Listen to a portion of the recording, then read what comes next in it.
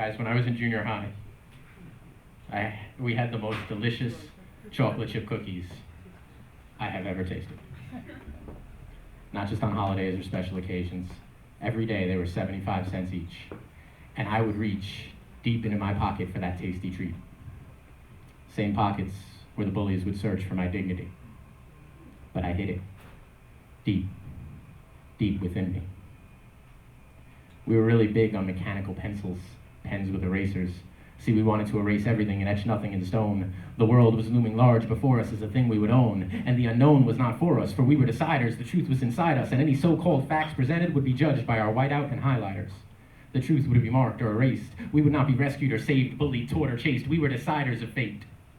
We would tackle the world and make it succumb to our will. Using words like dope and ill, we would cover the planet in graffiti to announce our ownership and to make it known deeply.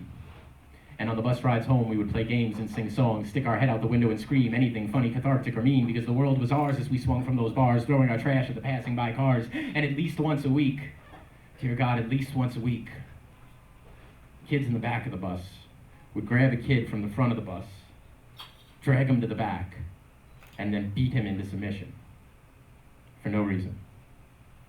Then they would cover him in whiteout and highlighter markers before throwing him out the back door, so the whole neighborhood could see how he had cried on that bus floor.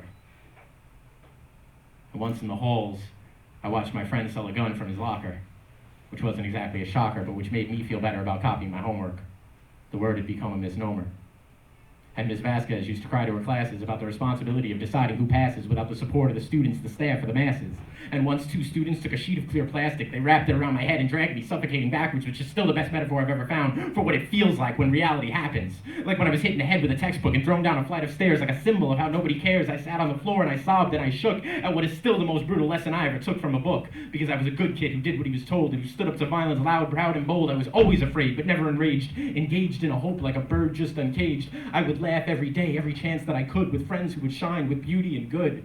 Friends who didn't just care, but who I knew understood that when I was at school, all I wanted was a fucking cookie.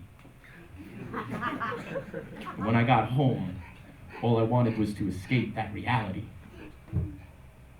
Parents, of course, don't leave your kids alone, but understand, just as the angle of the sun determines the direction in which a garden will grow, we were only 12 years old.